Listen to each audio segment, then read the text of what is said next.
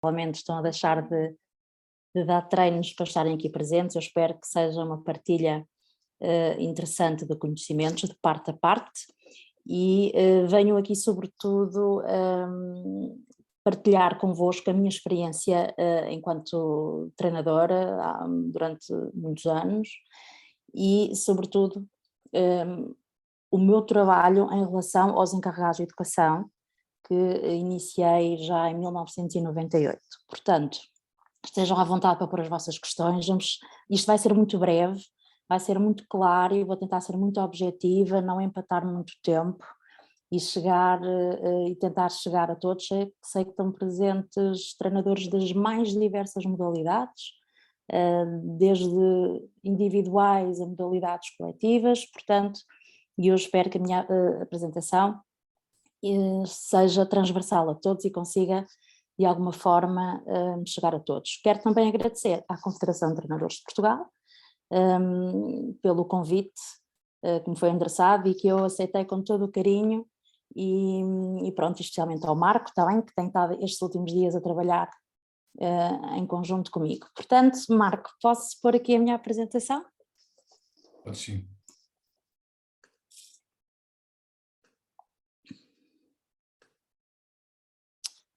Eu penso que já estarão. Sim, já estamos a ver. Certo, ok. Então, o tema é pertinente, não é? Os encarregados de educação e... deixa-me só... Ok. Esta é uma frase que eu levo para quase todas as minhas formações, que o encarregado de educação tem o poder de determinar o sucesso ou insucesso de uma escola desportiva. E eu vou deixar esta frase em aberto porque ela causa sempre muita discussão, no bom sentido, porque uns concordam, outros não concordam, mas a minha experiência diz-me que sim, que um pai tem mesmo, ao encarregado de educação, tem mesmo este poder. E então, quando eu iniciei a minha carreira como treinadora, ainda muito jovem, quando me disseram pela primeira vez que eu tinha um encarregado de educação, queria falar comigo, por alguma situação, eu fui tendo esta imagem.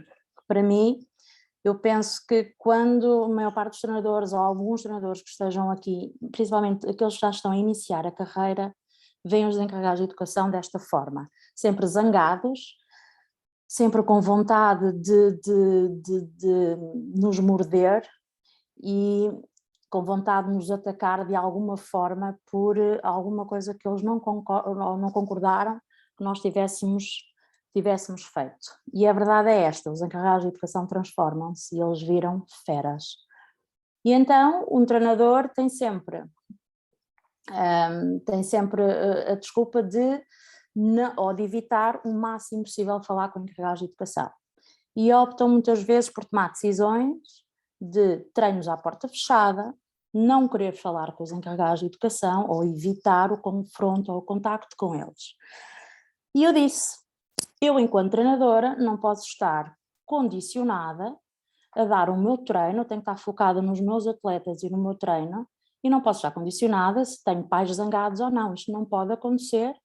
E então fui pensando em algumas estratégias em como inverter esta situação e ter pais menos insatisfeitos.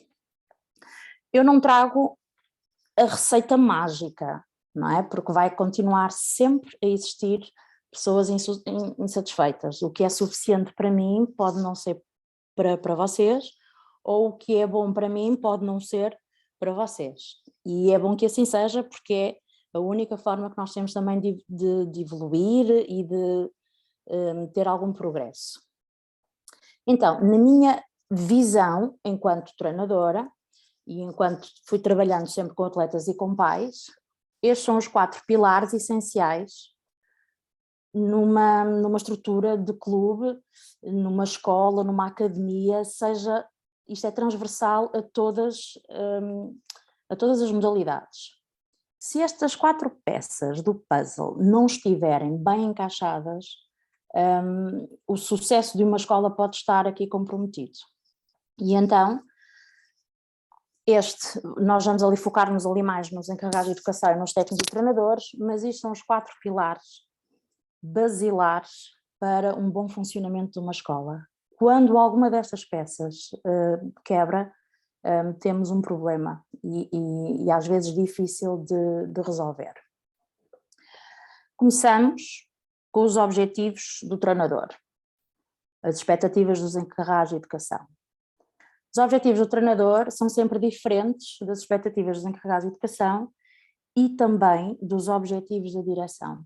Eles têm rumos diferentes. Enquanto os objetivos de um treinador, início de carreira, vai ser certamente querer mostrar trabalho, querer ganhar o seu espaço na comunidade de treinadores, ganhar o seu espaço e o seu reconhecimento enquanto técnico na sua associação.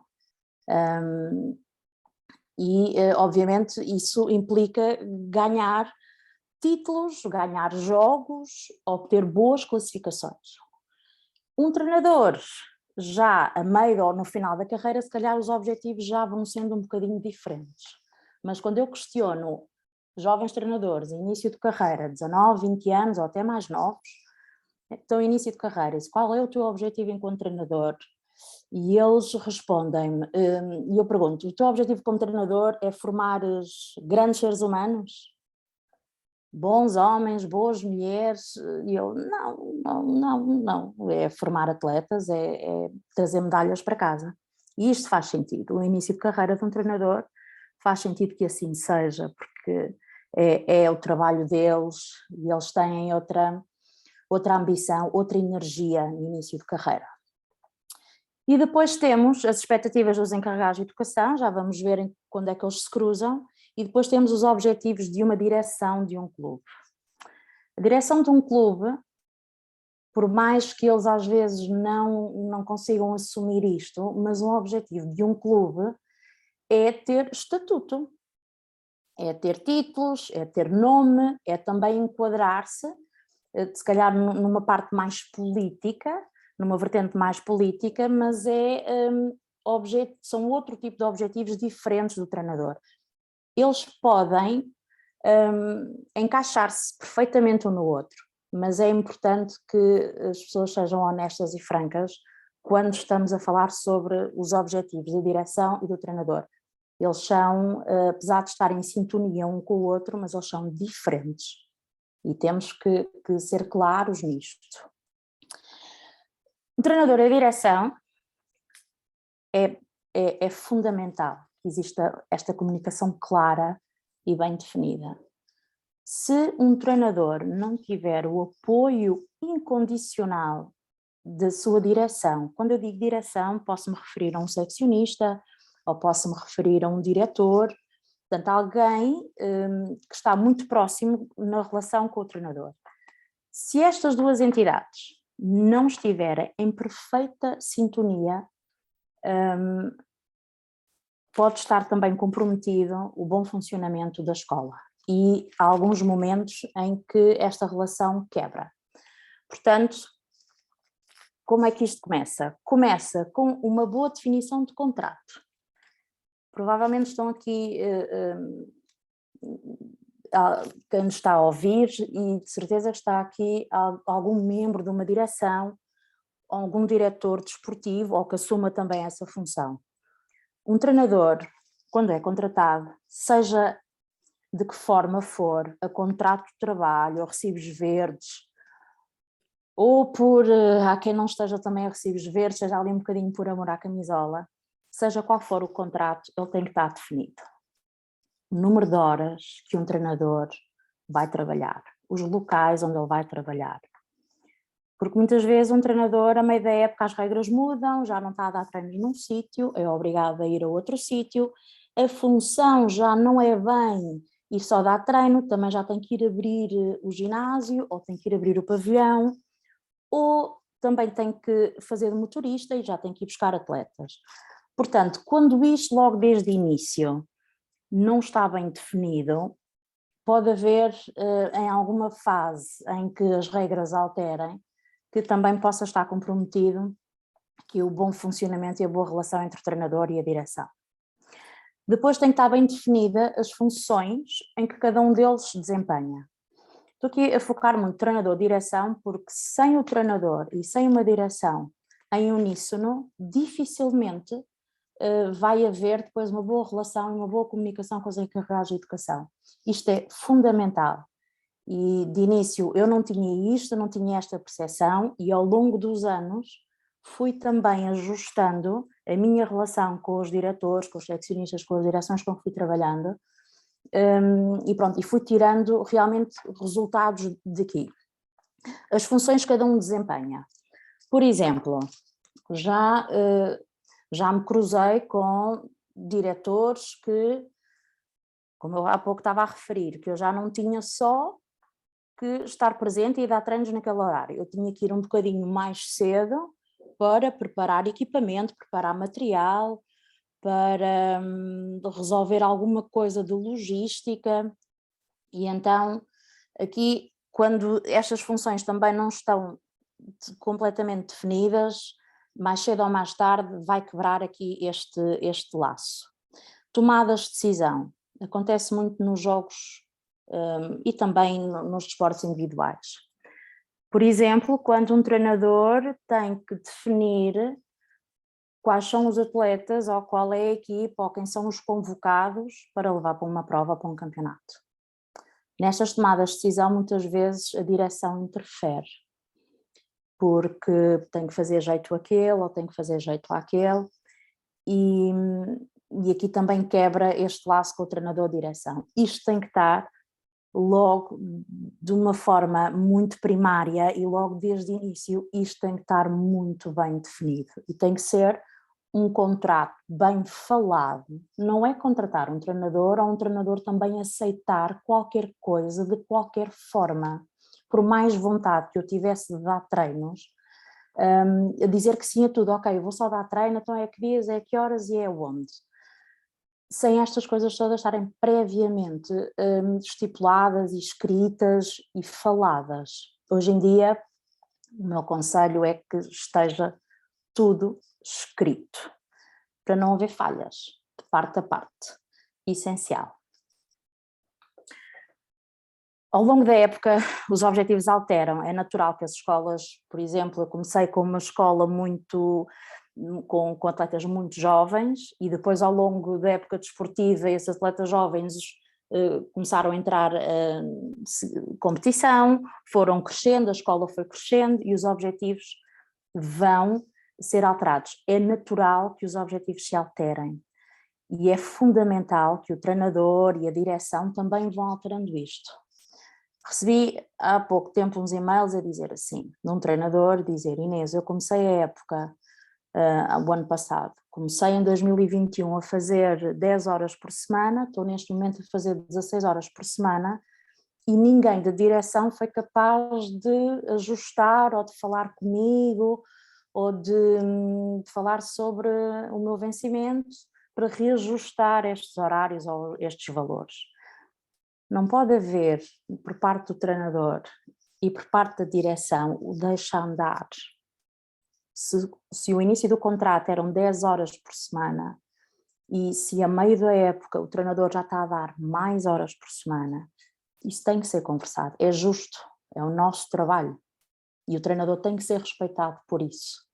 Já foram muitos anos treinadores, porque a profissão de treinador não era tida, começa a ser agora, mas não era tida como uma profissão respeitável, era assim, pronto, era um part-time, era um hobby.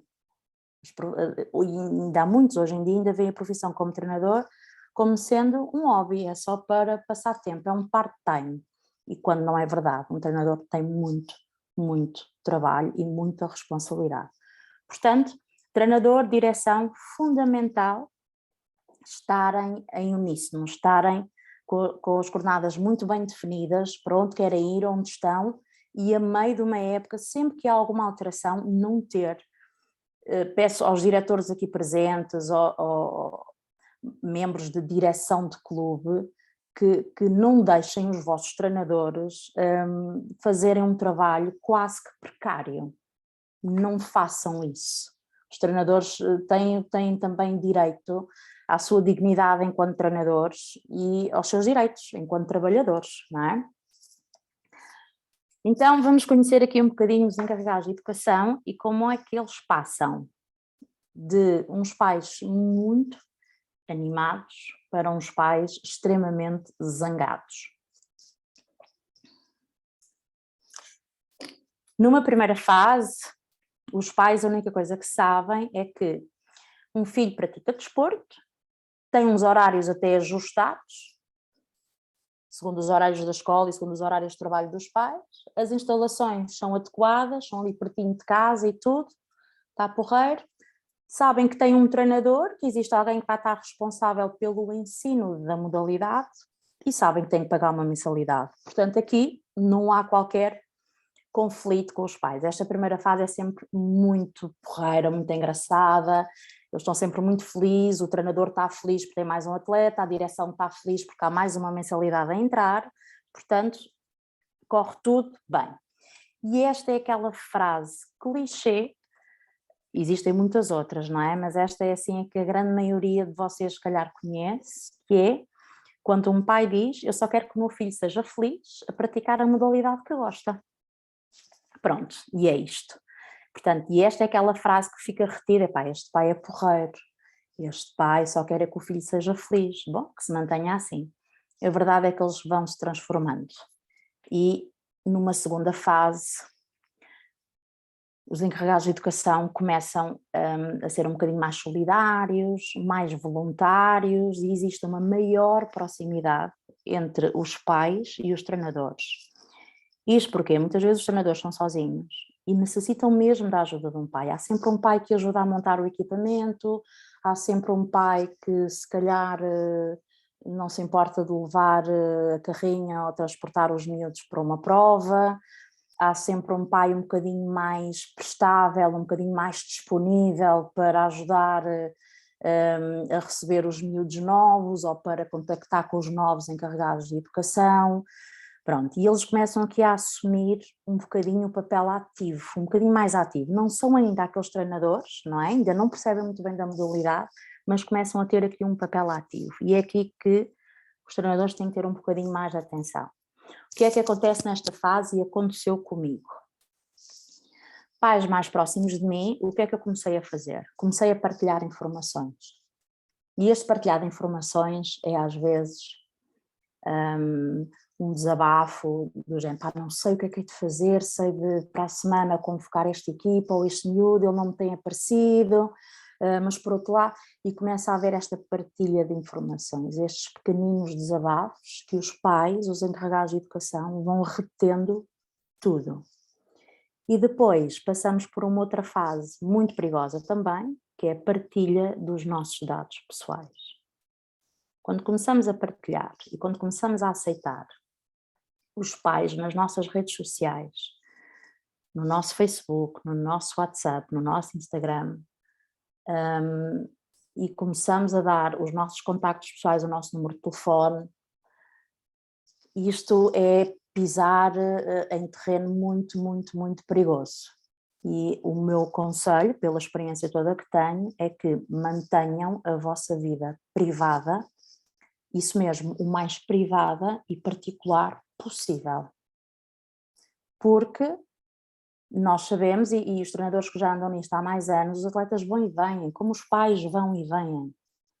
E ao estarmos a partilhar este tipo de informações e este tipo de dados pessoais, eles vão entrar e vão se aproveitar desta forma de alguma forma se aproximarem de nós para tentarem obter mais informações e de alguma forma, mais cedo ou mais tarde, de nos manipular, seja no bom sentido ou no mau sentido. Isto vai sempre acontecer. Aconteceu comigo, depois posso partilhar isto, por exemplo, mas é muito simples, vocês com certeza já foram confrontados a dias e horas completamente fora do treino, de olha, o meu filho amanhã não vai treinar, e enviam-vos mensagens para o vosso número pessoal do WhatsApp, ou o meu filho está doente, ou olha professor, o que é que você fez com o meu filho? Que o meu filho chegou a casa a chorar. E então a vossa vida privada é invadida de uma forma sem respeito nenhum pelos vossos horários e pelo vosso trabalho. Portanto, esta segunda fase que acontece passado muito pouco tempo de o atleta já estar connosco. Isto não acontece passado 1 ano ou 2, isto acontece numa fase quase muito inicial. Aqueles pais que são sempre muito disponíveis, eu entendo que os treinadores queiram ajuda e muitos precisamos de ajuda. Muitas fases eu precisei de ajuda, estava sozinha, eu fazia tudo. E então se houvesse ali um pai que pelo menos tomasse conta dos atestados médicos, pá, fantástico. Mas cuidado, muito cuidado com isto. E depois passamos à terceira fase, que é aquela fase que nós chamamos os treinadores de bancada, aqueles pais que assumem um papel de treinadores adjuntos. Isto porque as informações já foram tantas que foram transmitidas a ele, que ele já começa a perceber o lado dos pais, aquilo que os pais devem de entender, e o lado que os treinadores devem entender e que os atletas devem de entender. Muitas vezes eles estão muito próximos de nós quando nós estamos a dar treino. E ouvem-nos a falar e fazem questão de nos ouvir a falar para os atletas. E vão assimilar isso tudo e vão juntar isso tudo e fazer um dossiê, uma enciclopédia gigante e vão usufruir disso. E vão usufruir querendo mais benefícios. O que é isto dos mais benefícios? Um pai que ajuda, e aconteceu-me comigo, uma mãe que me ajudava imenso, logo no início, ainda na minha primeira escola, me ajudava imenso, chegou a altura de eu decidir horários e o que é que eu fiz? Facilitei os horários do escalão da filha dela. Pronto, e cometi esse erro crasso. E isto acontece sem nós querermos, não é por maldade, mas isto acontece porque de alguma forma nós também queremos e vemos-nos às vezes na situação de querer compensar. Não estamos a prejudicar ninguém, não é? Pronto, porque toda a gente vai ter horários para treinar, mas aquele específico daquele atleta, da mãe que ajuda ou do pai que ajuda mais e está ali mais próximo de mim, de alguma forma começa a ter mais benefícios nesse sentido. E claro, isto depois pode escalar para uma coisa maior, que é o filho dessa pessoa que ajuda é sempre convocado para tudo. O filho dessa pessoa que ajuda é sempre o primeiro a ir para algum estágio ou para alguma saída. E então, sem querer, já estamos completamente dominados por este encarregado de educação. Depois, nesta fase, também começam as justificações. Eles já começam a perceber, portanto, na segunda fase já começaram a perceber muito mais, porque nós inadvertidamente começámos a dar tarefas, não é? E eles começam a justificar. Então, porque é que o meu filho, que vem a todos os treinos, não vai a esta prova e o outro fulano que falta não sei o quê, é convocado para ir? O porquê, portanto, e começam estas justificações. E nós, enquanto treinadores, este pai é tão porreiro, eu ainda preciso tanto dele ou dela, e começamos a dar estas justificações. Às vezes só para lhes dizer que não estamos a fazer as coisas porque nos apetece, foram pensadas e foram estruturadas, mas estas justificações acabamos por começar a dá-las. E quando as justificações, ou quando nós achamos que não devemos dar essas justificações, começa a existir uma mudança de atitude por parte dos encarregados de educação. E aí começamos a notar, e de certeza que alguns que estão aqui já começaram a reparar nisso, eles começam a focar-se mais no treino e começam a dizer, bom, o treinador que chegava sempre, portanto, se chegarmos 5 minutos antes ou 10 minutos antes do treino está tudo bem, mas se num treino chegarmos 10 minutos depois, ele aponta-nos o dedo. Começa-se a focar mais no treinador e mesmo como está a estrutura do treino, estão muitos atletas em pista, hoje olhou mais para um do que para o outro, coisa que este encarregado de educação não fez no início, não é? Estava tudo bem. Era o nosso adjunto, entre aspas, e era a pessoa que mais nos ajudava ali. Então o que é que vai acontecer? Este próprio encarregado de educação, que já não está muito satisfeito com o treinador, vai influenciar os outros encarregados de educação e começa a surgir aquele ambiente, aquele zum-zum de bancada, aquele ambiente tóxico ele acaba por dizer, nunca diz que o treinador é mau, mas diz uma frase do género: já viu hoje, olha, todos os treinos chegava sempre a tempo, agora já há 2 ou 3 treinos já chega 10 minutos depois do treino. Portanto, e este tipo de comentário nas bancadas, este zoom vai aumentando e vai sendo uma bola de neve, e muitas vezes o treinador não se apercebe que isto está a acontecer nas bancadas. E depois o que é que acontece? Há um e-mail, há um telefonema, há alguma coisa que chega à direção. E estes pais vão conseguir influenciar a direção. Vão conseguir influenciar a direção no sentido que são pais que todos os meses deixam lá uma mensalidade. E a direção, por mais que goste de um treinador, tem que pensar no clube, não é? No clube que ele criou, no clube que ele está a gerir. Portanto, é sempre uma situação muito, muito complicada para um membro da direção, quando tem um pai insatisfeito ou tem um pai a fazer queixinhas ou recebe um e-mail de descontentamento de um dos encarregados de educação. Portanto, esta é uma fase em que já há um ambiente pesado nos treinos, já há um ambiente, principalmente nas redes sociais, porque há grupos para tudo. Os pais depois criam o grupinho da prova de triatlo, depois criou o grupinho do encontro só dos juvenis de triatlo, depois encontram só os séniores, pronto, há grupos espalhados em todo o lado. E eles comunicam muito WhatsApp uns com os outros, e nós perdemos assim um bocado a noção do que é que se está a falar de nós, do que é que se está a falar do nosso trabalho. Portanto, esta terceira fase é uma fase, é muito complicado sair dela. Nós treinadores já nos apercebemos que alguma coisa não está bem e pronto, e vamos tentar, é aquela fase em que tentamos o que é que está a passar, o que é que andam a dizer, o que é que se passa, e quando nós notamos que há um ambiente ali pesado.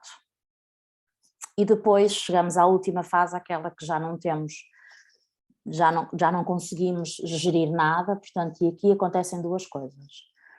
Já o confronto direto entre o treinador e o encarregado de educação, não há nada a fazer e que vai levar ao abandono do atleta, e há o confronto ou o conflito entre o treinador e a direção, porque depois a direção normalmente toma uma postura e uma posição mais inclinada para os encarregados de educação.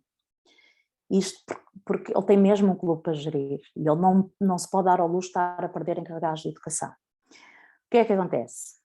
Clubes mais bem estruturados, que têm mais atletas, às vezes têm a possibilidade de dizer, mas ao perder um atleta tóxico ou um encarregado de educação tóxico, do que depois estar aqui neste ambiente.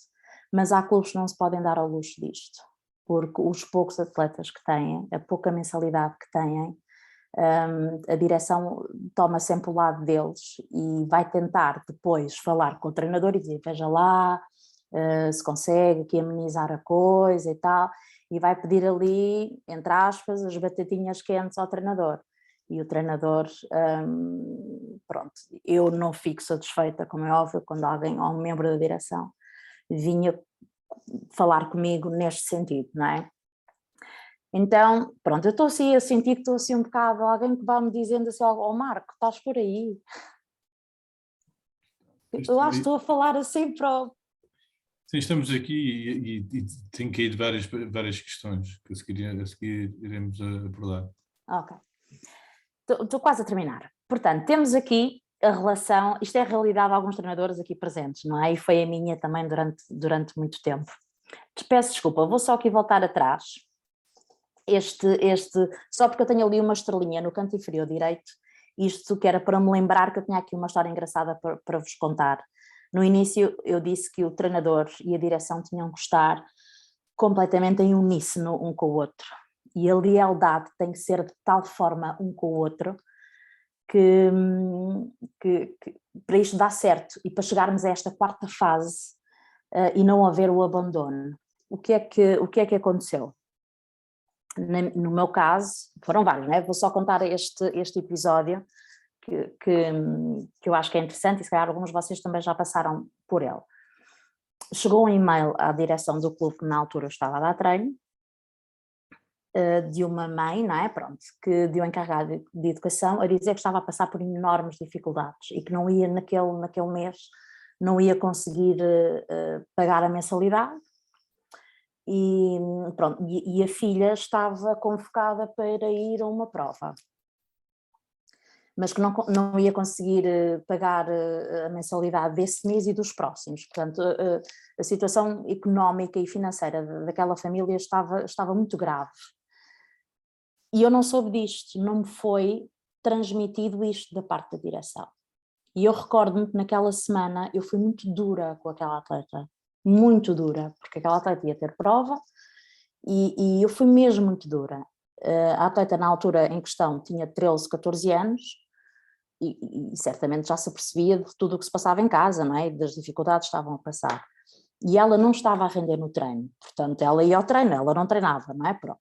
E eu fui muito dura, muito, e penalizei-a no sentido de trabalhei imenso com ela e zanguei-me com ela e cheguei a confrontá-la e dizer-lhe, mas não faz sentido estares numa equipa de competição quando não te interessas, não te esforças, e fui mesmo muito dura.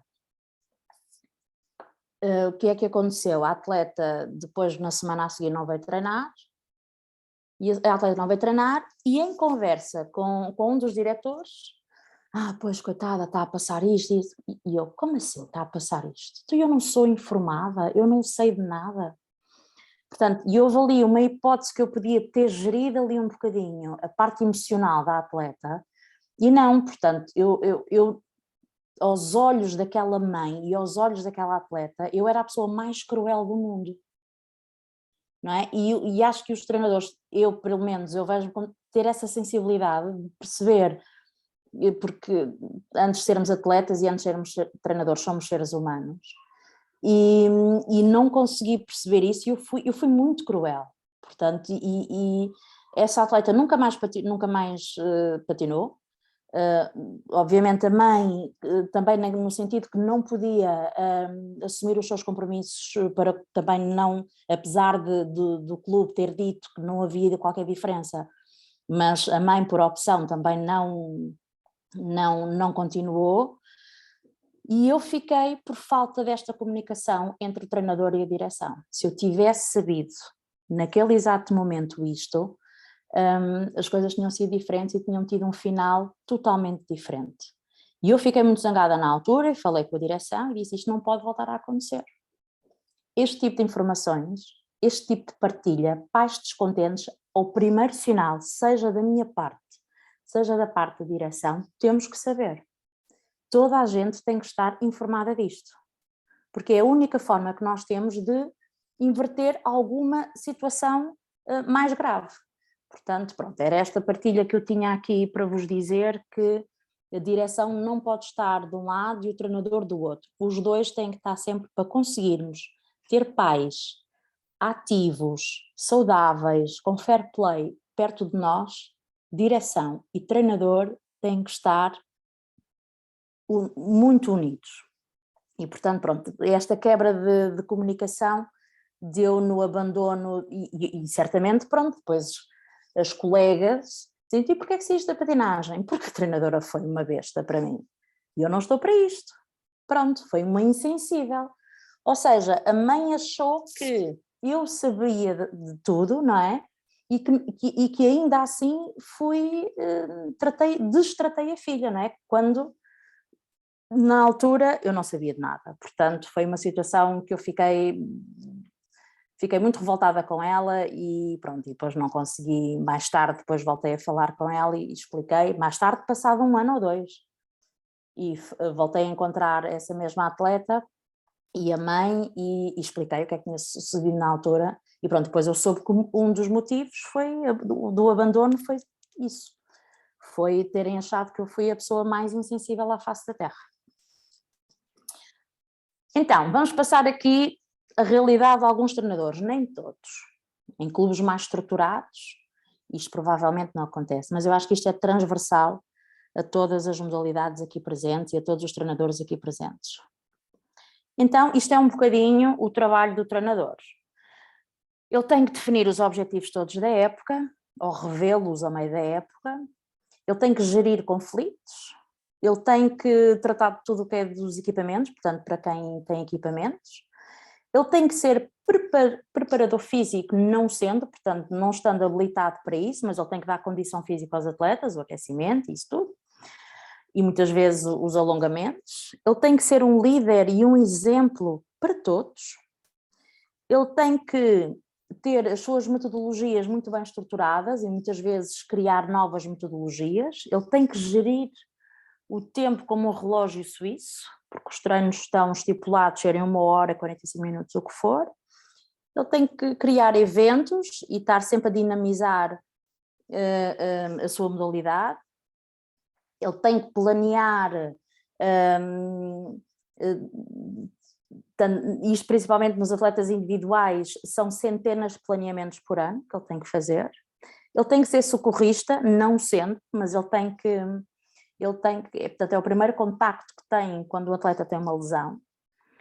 E pus aqui esta motivação um bocadinho mais a negrito, porque outra história também engraçada, e que se calhar vocês também já passaram por ela, pais virem ter comigo, dizer assim: Inês, o meu filho ou a minha filha está a ter notas, não está a ter resultados escolares positivos, portanto, castigue-o dizendo que não vai à próxima prova. E eu, que é o meu melhor atleta, vou ter que o penalizar, não pela modalidade, porque ele é um excelente atleta, tem um excelente comportamento, mas porque o pai está-me a pedir por causa da escola. Portanto, isto certeza que já aconteceu a muitos de vocês. Portanto, eu tenho que motivar o atleta não só para a minha modalidade, como também tenho que o motivar para ele estudar mais e para ser melhor aluno. Portanto, é um trabalho, não é fácil. Muitos assumem a postura de motorista, não é? E dar boleias e transportar os alunos e os atletas nos seus próprios carros, muitas vezes, ou nos carros dos clubes. Tem que organizar estágios, ou tem que estar preparado para estágios também de pessoais, dos treinadores. Tem que arranjar 1001 estratégias para, por exemplo, porque a direção às vezes chega e diz: pá, estamos a ficar aqui um bocadinho, a nossa almofada económica está aqui a ficar um bocadinho mais estreita. Então, pronto, vamos fazer um festival, vamos arranjar um torneio, vamos fazer aí umas barraquinhas, vamos vender umas t-shirts. Portanto, e a quem é que pedem essas coisas? Ao treinador. O treinador tem que ser mentor de toda a gente, tem que gerir as emoções de todos os atletas, sejam eles séniores, sejam eles benjamins ou infantis. Tem que estar em contacto permanente também com outros treinadores. Não se pode isolar da sua modalidade se quiser seguir ou se quiser estar a par e atualizado constantemente. Tem que estar sempre com os regulamentos atualizados. Tem que ser o psicólogo, todos. Quando eu digo aqui o inglês é porque hoje em dia a maior parte dos regulamentos, ou muitos deles, são em inglês e são... isto é transversal também a muitas modalidades, portanto o treinador tem que saber inglês, tem que perceber todo o material e equipamento, tem que ser um ótimo informático e saber lidar aí com uma série de programas sem nunca ter tirado um curso de informática, tem que estar em constante formação, como vocês estão hoje aqui, e para terem sempre os créditos tudo atualizado e muitas vezes assumir a posição de seccionista ou a função de seccionista ou de diretor. Mas esta é a realidade de alguns diretores e de alguns seccionistas, mas os treinadores também assumem isto tudo. Há muitos de certeza que assumem estas tarefas todas. É surreal, é uma loucura as funções que muitos treinadores ainda hoje assumem. E isto controla, há treinadores a receber as mensalidades, há treinadores a contactar os encarregados de educação, a preparar os hotéis e viagens, há treinadores responsáveis por procurar patrocínios e donativos, vendem o material, são responsáveis por encomendar os equipamentos. Ou seja, sobra muito pouco tempo para um treinador para se focar realmente naquilo que ele mais gosta de fazer, que é ensinar a modalidade e só estar focado nos seus atletas. E este trabalho todo é desconhecido pela grande maioria dos encarregados de educação. Eles não têm noção todo este trabalho que existe e esquecem-se que o treinador também tem a sua família, e eu às vezes questiono se os treinadores realmente chegam a ter tempo para ter e para estarem com a sua família. Acho que às vezes a família é que está com o treinador e que o acompanha se quiser estar com ele, senão é uma vida e é totalmente dedicada ao desporto e aos miúdos. Como é que eu fui evitando que os encarregados de educação ficassem insatisfeitos com este projeto, que é o Pais Informados, Pais Educados? E então, aquela imagem que nós vimos no início, daqueles pais muito zangados, eu disse, eu não quero isto, eu não estou para estar preocupada com pais zangados, eu quero me focar nos meus miúdos, portanto, vamos educar os pais. E educando os pais é informar os pais. Não foi fácil no início, porque eles olhavam para mim, eu era uma miúda a dar treinos a miúdos.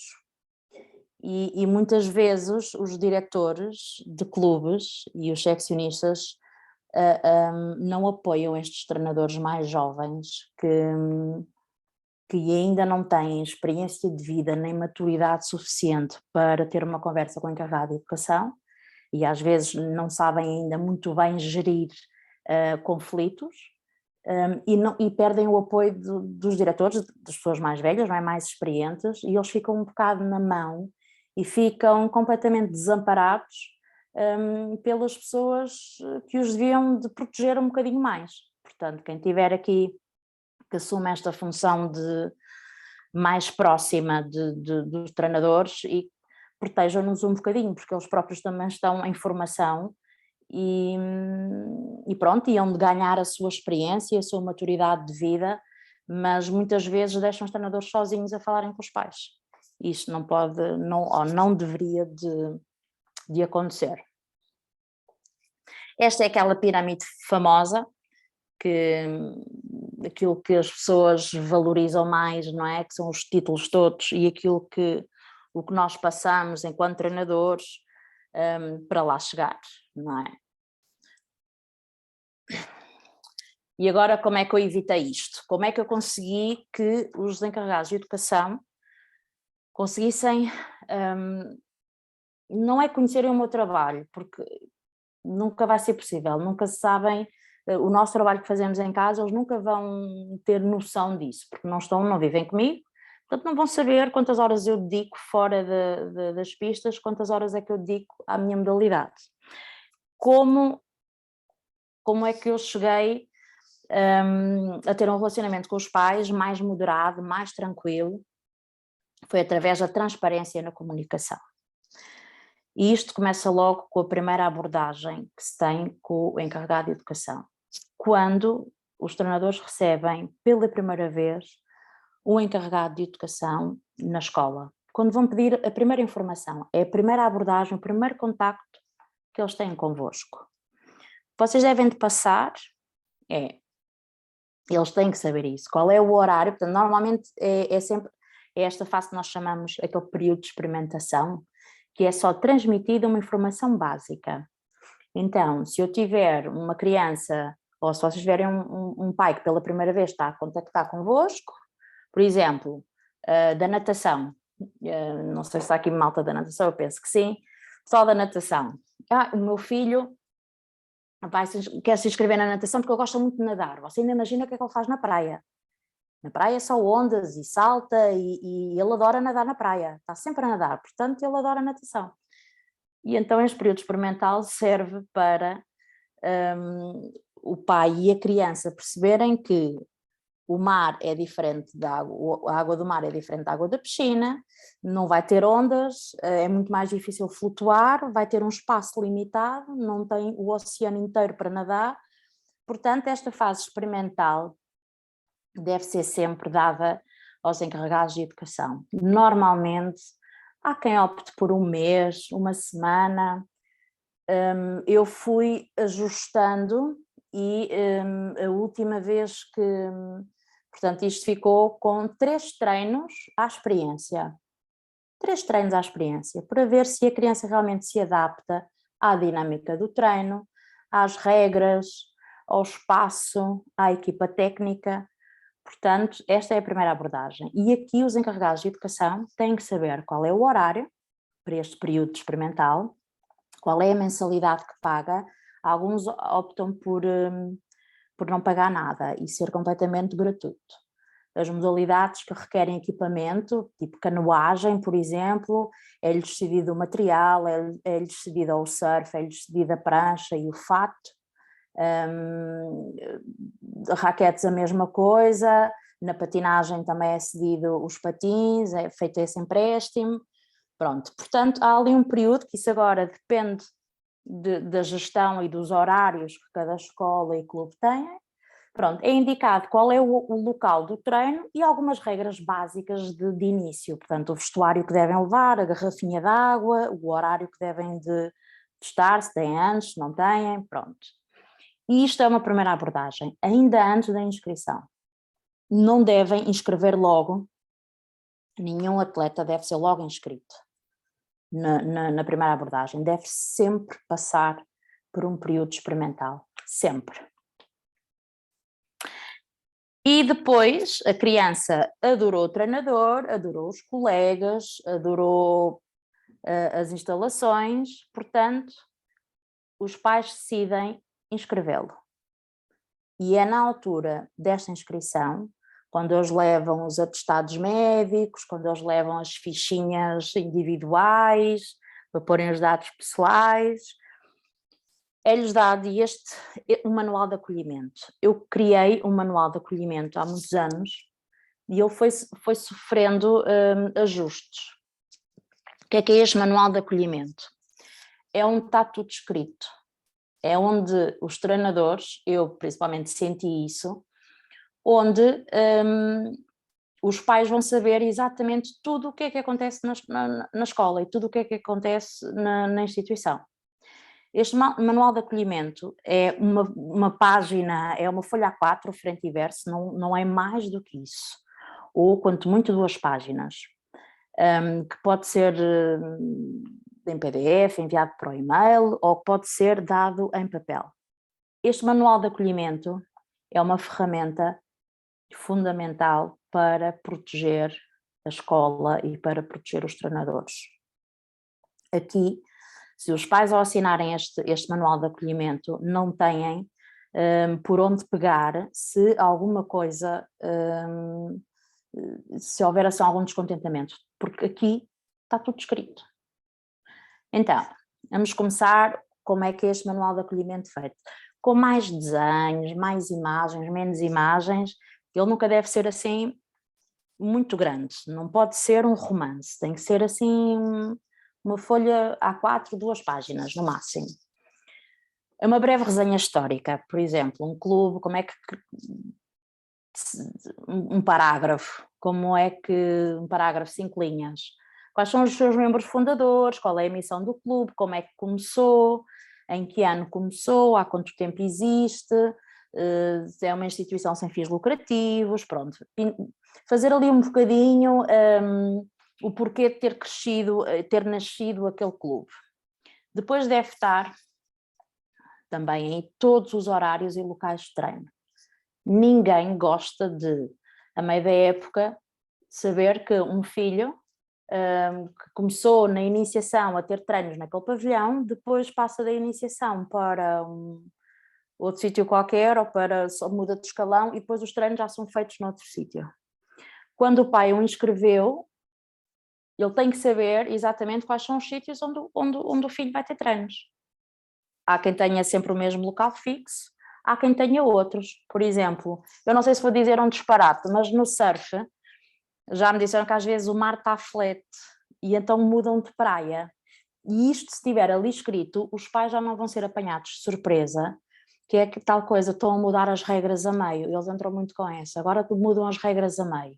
E não, se estiver tudo escrito, todos os locais e horários de treino possíveis, quer seja para a iniciação, para uma pré-competição, um escalão júnior os sub-14, sub-12, todos. E assim já não há ponta por onde eles não podem pegar por aqui. Eles já estavam informados que estão a treinar em 2 pavilhões e às vezes com quilómetros de distância uns dos outros. Todas as mensalidades, as formas de pagamento e datas limites, isto deve estar escrito sempre. Não pode ser de boca.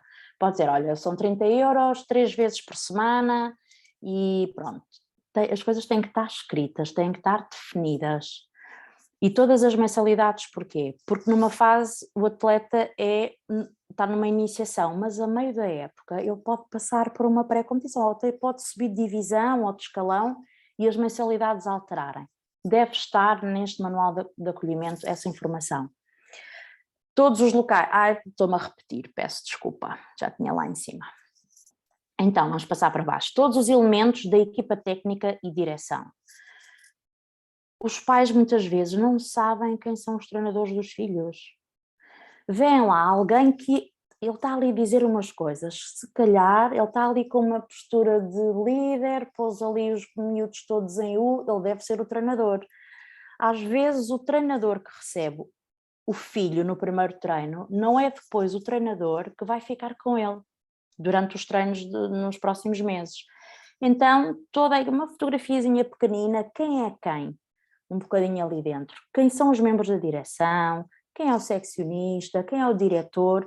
Não custa nada pôr ali o nome da pessoa e um contacto oficial, não é o pessoal, é um contacto oficial destes elementos. Depois colocar os equipamentos e valores associados. Há modalidades que depois, por exemplo, o futebol, modalidades de equipas, há clubes que têm equipamentos, não é? Alguém diz logo no primeiro dia ou no primeiro, quando a criança se vai inscrever, qual é o valor dos equipamentos? Às vezes não chega esta informação aos pais. E esta informação chega quando? Chega quando sabe que o filho é convocado para uma prova e precisa ter equipamento. E então toca de pedir dinheiro aos pais para equipamento. Os pais não vão dizer que não, porque querem que o filho participe no evento, não é? Portanto, isto deve estar também neste manual de acolhimento. Quando é que é a aquisição do equipamento, qual o valor do equipamento, etc. Depois, normas e regras de funcionamento interno, muito importante. Horas de chegada ao treino. Quem chega depois da hora, o que é que acontece? Faz treino, não faz treino? Estas regras todas, que previamente já foram discutidas com a direção e com o treinador, devem estar escritas. É importante, é fundamental que isto esteja escrito. Por exemplo, um treinador, eu normalmente já penalizei, mas há muitos anos que deixei isso. Os atletas chegarem atrasados ao treino. Muitas vezes a culpa não é do miúdo, é dos pais que se atrasaram, que saíram mais tarde do trabalho ou que apanharam mais trânsito, portanto, penalizar um atleta. Se ele chegar atrasado ao treino de não treinar, isso não deve acontecer. Né? Ele deve treinar sim portanto, arranjar aí formas e estratégias de sensibilizá-los, têm que chegar a tempo e não estarem constantemente a chegar atrasados.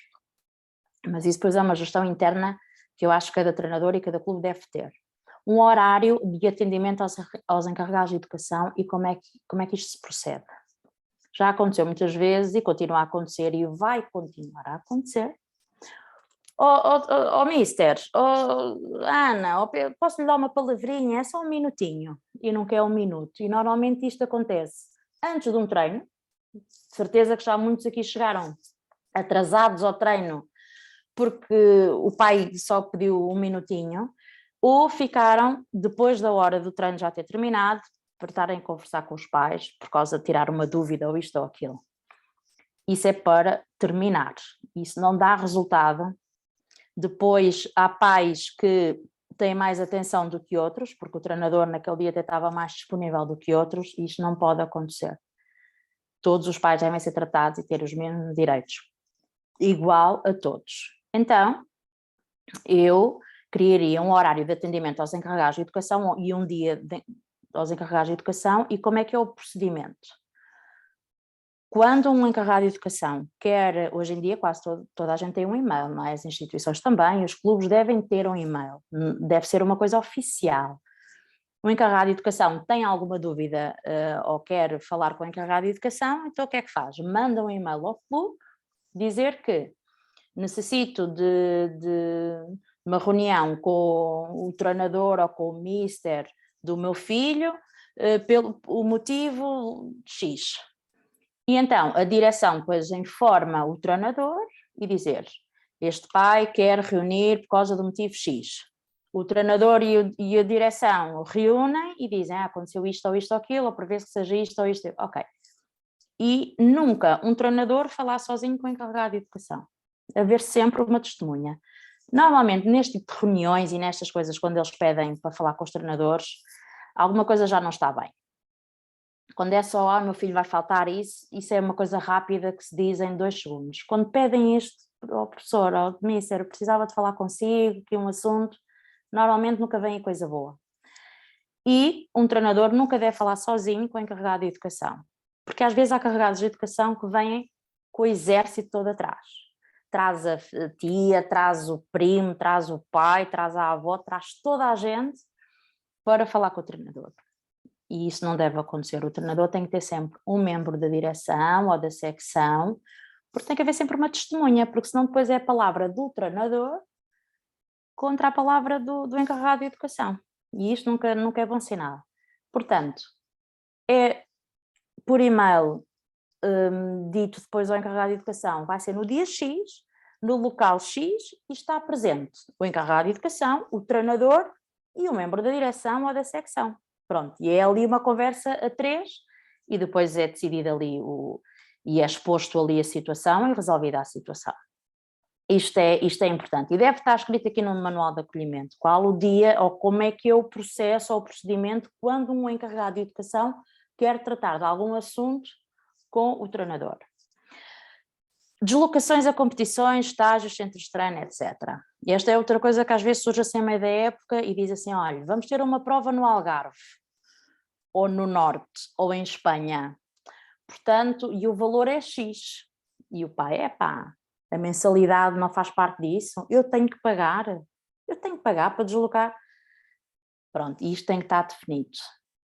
Há várias estratégias, há escolas que tudo o que for deslocações distritais, as escolas assumem esse valor, há outras escolas que não têm esse poder económico e então estes valores são suportados pelos encarregados de educação. E os encarregados de educação têm que saber que é assim que funciona e tem que estar escrito. Depois há quem não use esta declaração de responsabilidade e de compromisso, sanções. O que é isto? Estas sanções e estas declarações de responsabilidade e de compromisso é um documento, vale o que vale, mas há uma assinatura feita, ou seja, pode ser até o manual de acolhimento, o encarregado de educação assinou, significa que recebeu e que o leu. Ou há escolas que já estão a dizer declaração de responsabilidade e de compromisso no sentido de se eu faltar mais X% do treino, não sei o quê, pronto, posso estar limitado em relação às convocatórias, posso estar limitado em relação a centros de treino ou de estágios. Há quem use, há quem não use, podem usar, acho que devem de usar, há modalidades que faz sentido isto existir, há modalidades que não faz sentido existir, portanto vai sempre caber a cada um. Depois temos aqui a parte da ética desportiva.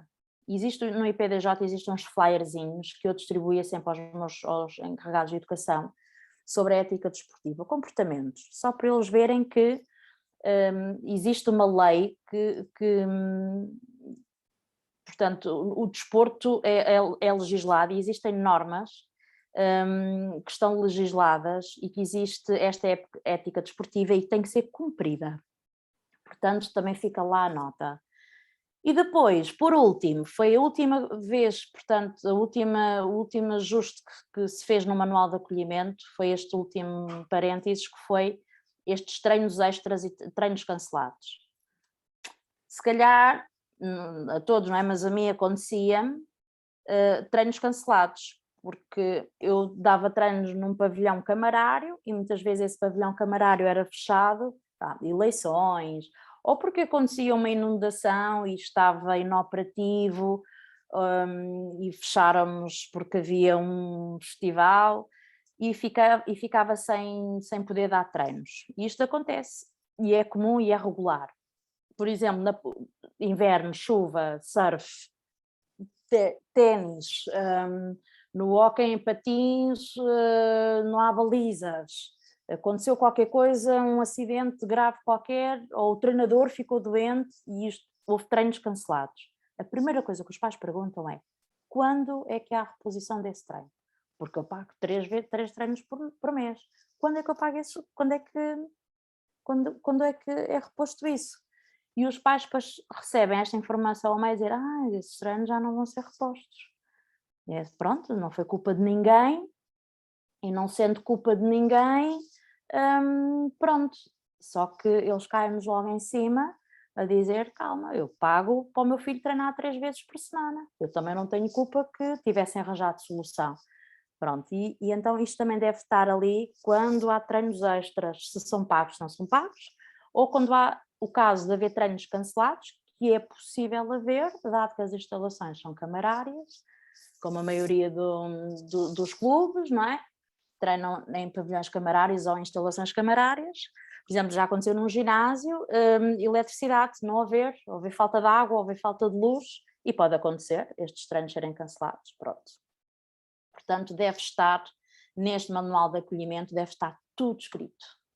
Se tiver tudo escrito, os pais também já não são apanhados de surpresa. Eu também não gosto de ser apanhada de surpresa, e a meio as informações vão pingando aos pouquinhos. E nós tínhamos aquele pensamento de: não vamos já assustar os pais já com estes... Não, é tudo. Isto é assim, é esta a modalidade tem estes valores e processa-se desta forma, portanto, ou sim ou não. E então, eles ao terem isto, ao assinarem isto, é uma mais-valia, garantidamente é uma mais-valia. Depois, como é que... Eu depois fiz a manutenção disto tudo e fui fazendo a manutenção disto tudo. Eu fui dando formação contínua aos encarregados de educação. Uma coisa que na altura apareceram para aí 2 pais, e deviam ter aparecido para aí uns 40, só apareceram 2.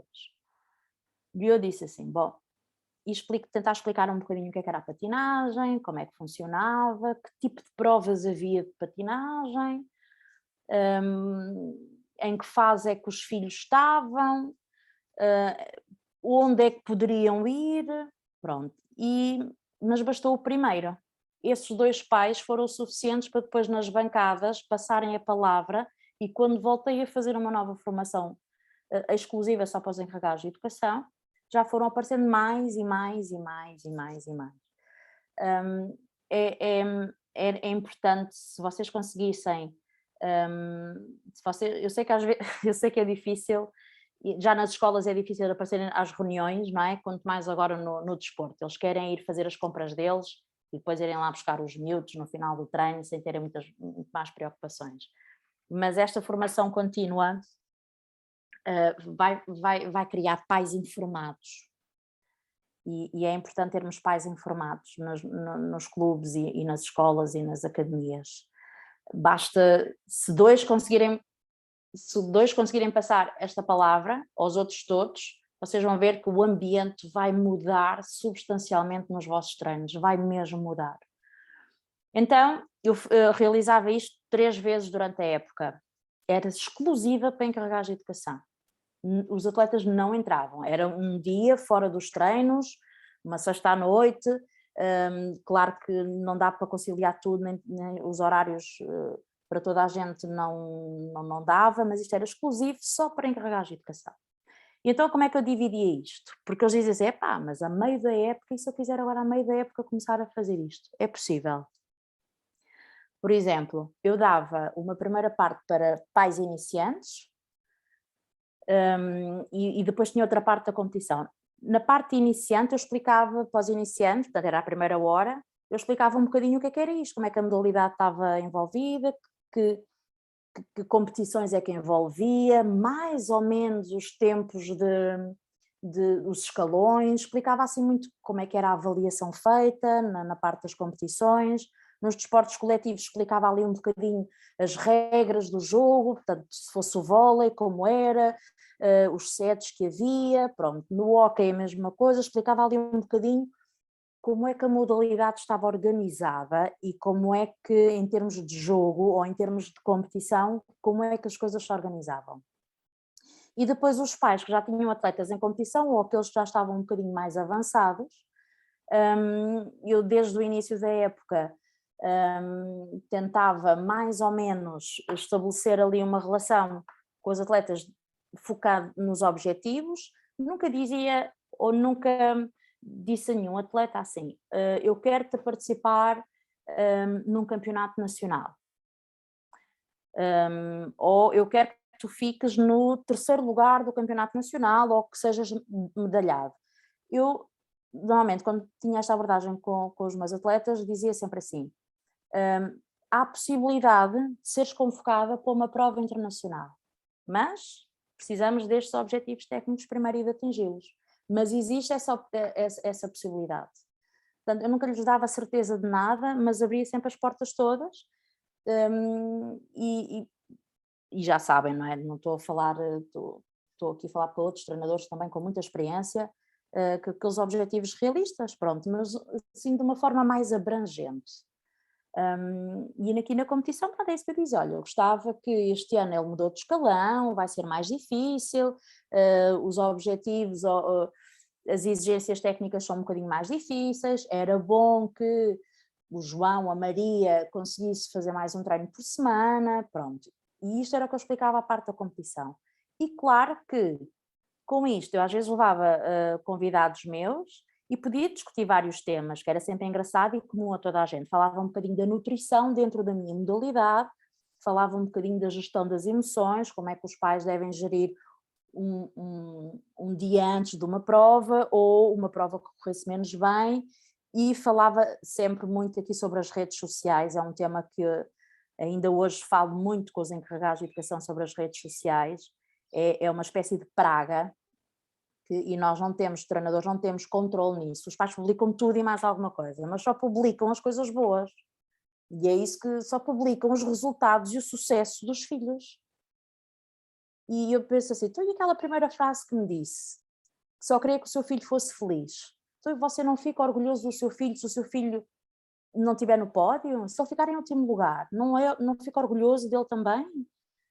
Portanto, eu só vejo os pais a publicarem as coisas boas dos filhos, mas não vejo um pai a publicar ou uma mãe a publicar uma coisa que corresse menos bem e dizerem aos filhos e assumirem publicamente que os adoram na mesma e que eles são pessoas fantásticas, quer ganhem, quer não. Portanto, eu abordo, tenho assim, este tema das redes sociais também era interessante. E falo muito com os encarregados de educação sobre isto, a forma como eles gerem estas redes sociais. E pronto, e depois falava um bocadinho da introdução à modalidade e para a parte dos iniciantes e depois da competição. Os pais ficavam depois para a segunda hora sobre os objetivos da época, não é? O que é que se programa nos objetivos. E pronto, isto eu conseguia fazer 3 vezes durante a época. Não apareciam sempre, às vezes só iam há pais que não iam a nada, mas depois nas bancadas recebiam a informação e uns dos outros e passavam isto. Agora, e isto foi o meu trabalho durante muitos anos, tentar criar esta conexão entre os encarregados de educação e o treinador. Agora,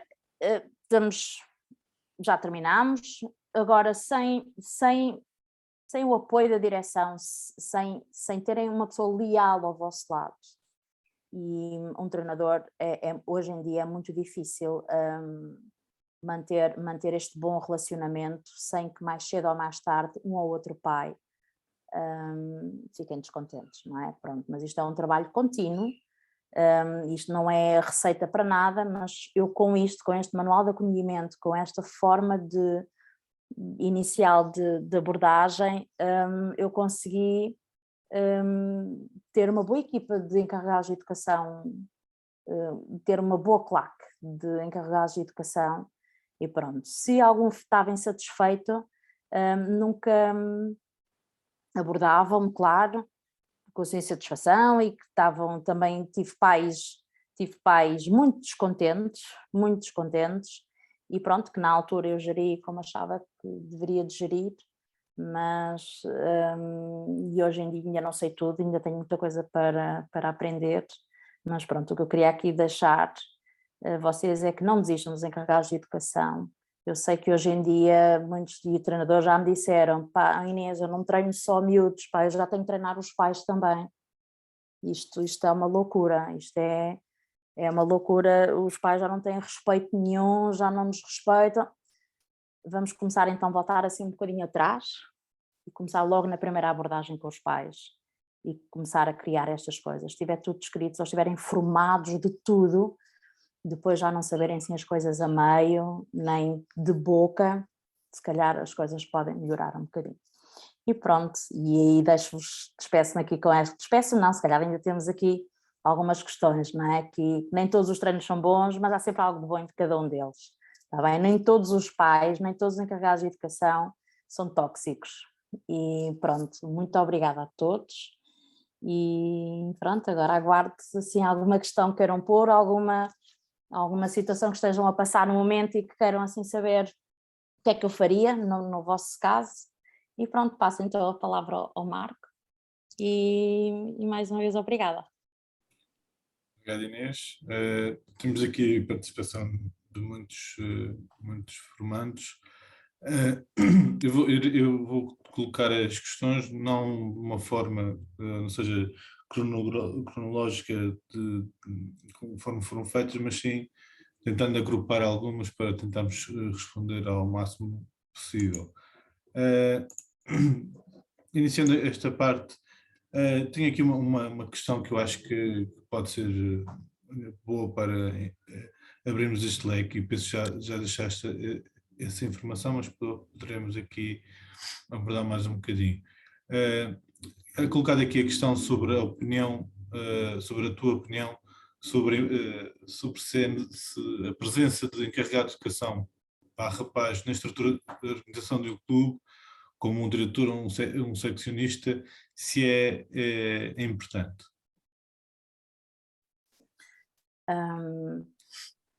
Olha, é sempre um risco, porque inevitavelmente esse encarregado de educação tem sempre o filho dele como atleta, não é? Pronto, mas eu já apanhei tudo, Normalmente um clube cria-se e os órgãos sociais desse clube são efetivamente como pais de atletas, é inevitável, não é? É importante é que eles estejam muito, eu acho que é importante é que não haja uma separação do género, haver alguém que represente os pais, tipo como nós temos na escola, o diretor de turma e depois o encarregado, o delegado de turma, não existir isso, não faz sentido. Eu acho que não deve haver, acho que o único líder que deve haver num clube deve ser o treinador, pronto, e esse sim ter uma posição central. E o atleta também, esses dois assumirem ali uma posição central. Os encarregados de educação é inevitável, porque são eles que nos ajudam, são eles que formam os órgãos sociais de um clube. Agora, pode correr bem, pode correr mal, e uma coisa é clara, deixar sempre muito definido qual a posição do treinador, e numa tomada de decisão, quem é que toma a decisão final? Ou o treinador, ou o encarregado de educação, ou o diretor do clube. E isto é que é importante, estar bem definido. Mas eu acho que os pais devem de fazer parte integrante sim, eles devem ter um papel ativo, mas controlado. Não sei se me fiz entender. Bem, passando a outra questão que também aqui foi colocada, de diversas vezes, de forma um pouco diferente, mas eu acho que este exemplo poderá resumir. Este é um caso colocado da modalidade de natação, que refere que na fase inicial os pais ficavam à distância. Ele refere também que hoje digo os alunos, não há natação sem pais, e naturalmente o fenómeno desportivo precisa das 4 vertentes que mencionou. Esta questão vemos e é relatada por muitos treinadores, ou seja, que no início e também muitas vezes por falta de experiência dos mesmos, afastam os pais e depois aos poucos percebem que sem os pais não conseguem, ou seja, sem os pais a modalidade não existe, isto mais visto nos escalões de formação. É uma realidade que continua a existir e cada vez mais se tem verificado. Qual é a tua opinião sobre isto? Eu comecei a dar treinos com 20 anos, eu fugia a 7 pés dos pais, eu evitava, aliás, eu chegava a fazer, pedia a todos os santinhos para ser treinos à porta fechada, mesmo para evitar este confronto com os pais. Isto porque eu não tinha experiência, eu não sabia dar a volta a um pai, não sabia, eu só sabia ensinar patinagem. Pronto, isto acontece muito com os treinadores mais novos. Se houver algum conflito, treinadores mais novos ficam aflitos. Agora, afastar completamente os pais não deve acontecer.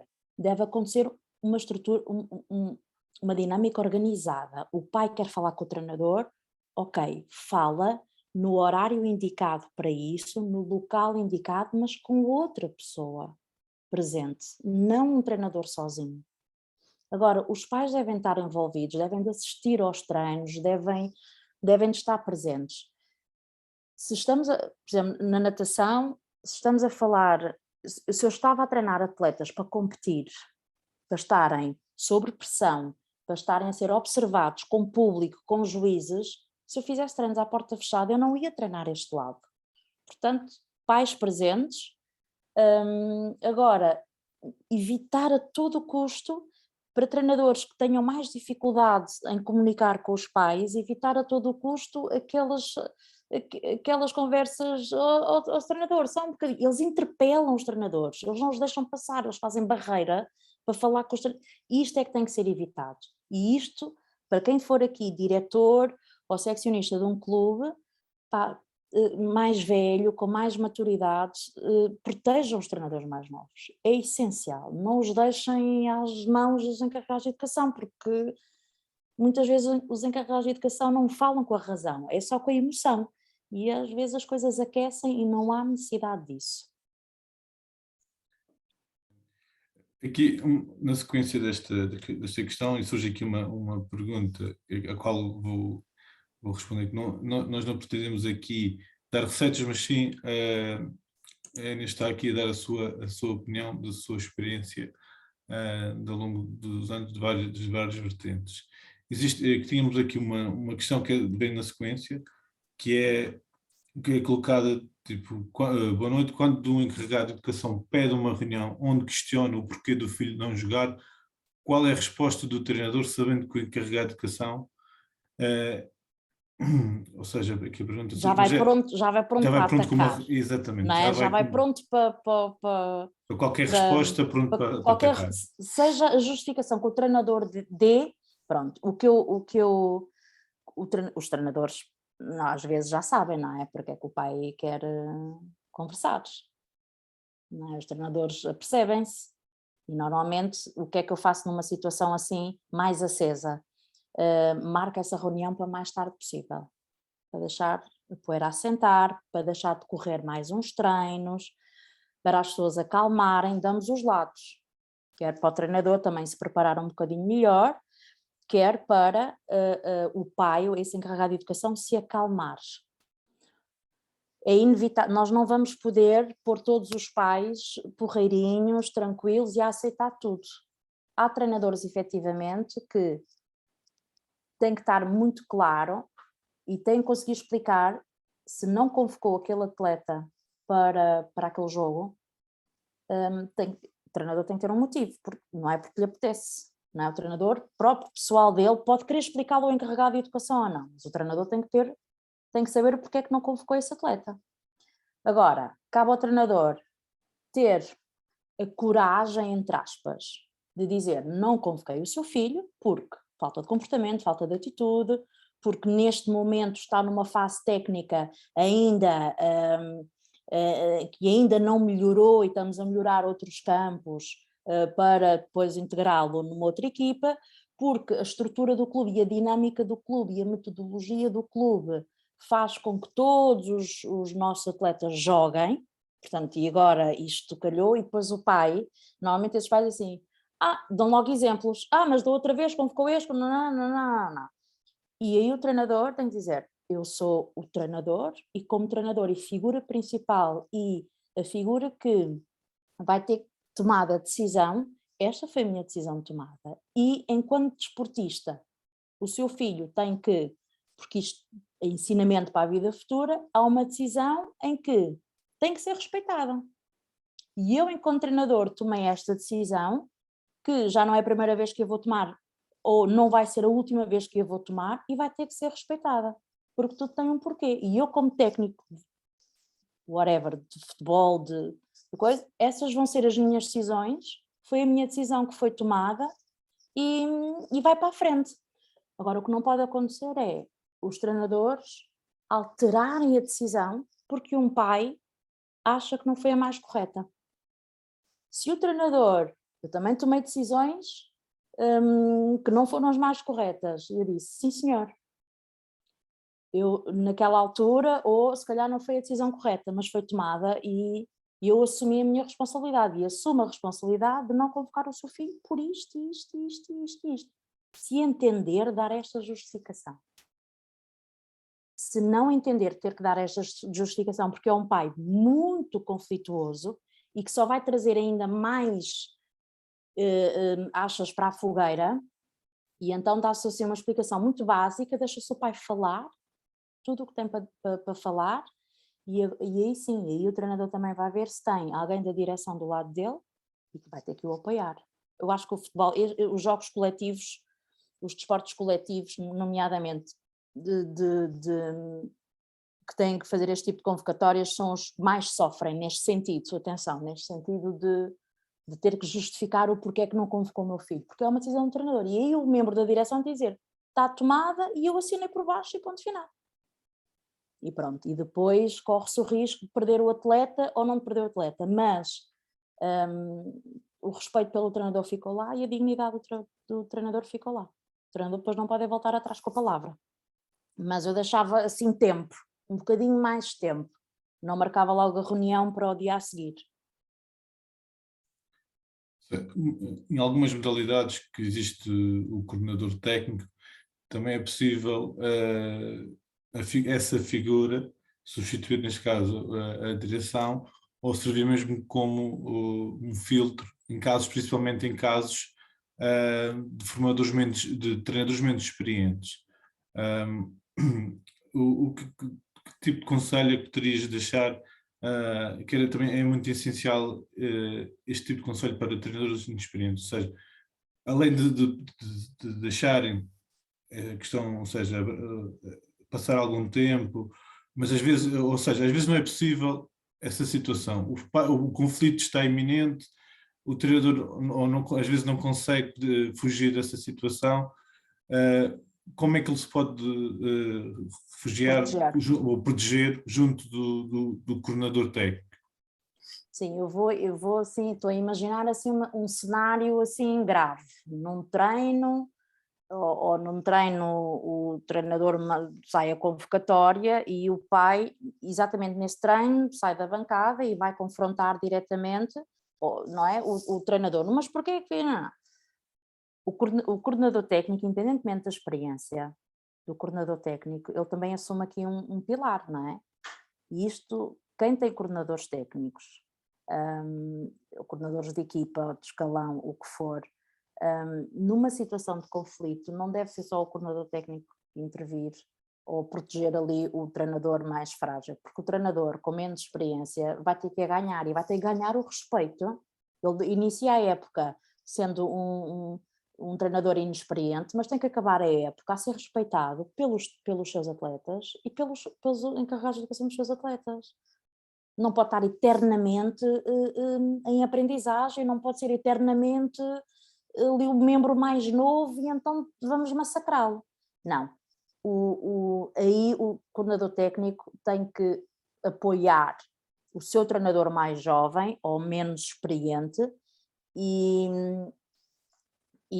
tem que ser ele a assumir também ali um bocadinho de não, o meu treinador tomou esta decisão e eu assino por baixo. Eu estava aqui a tentar ver como é que, sim, não quero chegar ao ponto do confronto físico, não é?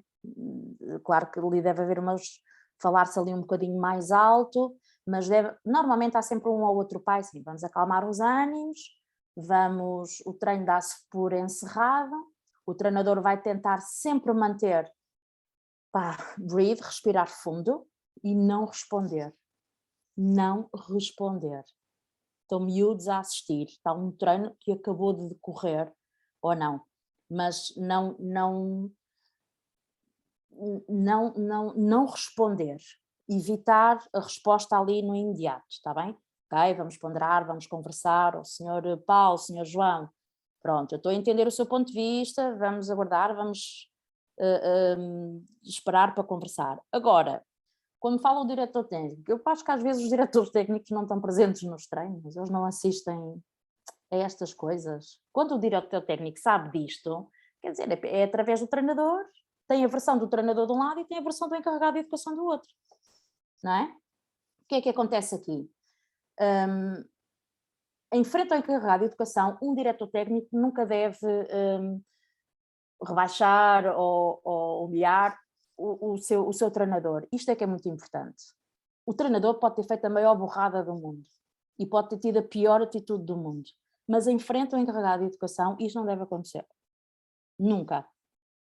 Porque isto vai transmitir ao encarregado de educação que ele realmente é um mau treinador.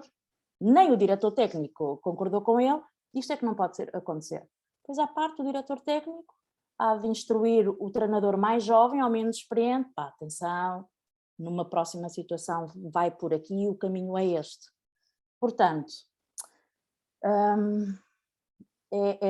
eu não sei se respondi à questão, mas confronto nunca, responder nunca, proteger sempre o treino, tentar procurar, olhar para os lados, ver se há ali um ou outro pai que se tenha apercebido da situação, que consiga acalmar ali os ânimos, nunca responder nem confrontar um pai, nunca. Lembrar só que poderão continuar a colocar questões aqui na área específica. Como estamos aqui num tema de comunicação e cada vez mais usual a utilização das ferramentas das ferramentas de comunicação social como o WhatsApp, há aqui uma questão que é colocada, uma questão tipo, de informação sobre qual é que é a tua opinião sobre a questão de criação que hoje em dia que está cada vez mais usual dos treinadores ou por escalar nas modalidades que têm escalões que existe hoje em dia de grupos WhatsApp que existem dos treinadores com os pais para uma transmissão mais direta da comunicação. Achas isto uma ferramenta acho que sim, podia ser uma boa ferramenta se fosse bem usada. Eu acho que dispersa-se muita informação com tantos grupos e subgrupos. Há o grupo das infantis e tudo do mesmo clube, não é? O mesmo clube tem 3 ou 4 escalões. E imagina, há um pai que tem 2 irmãos a jogar.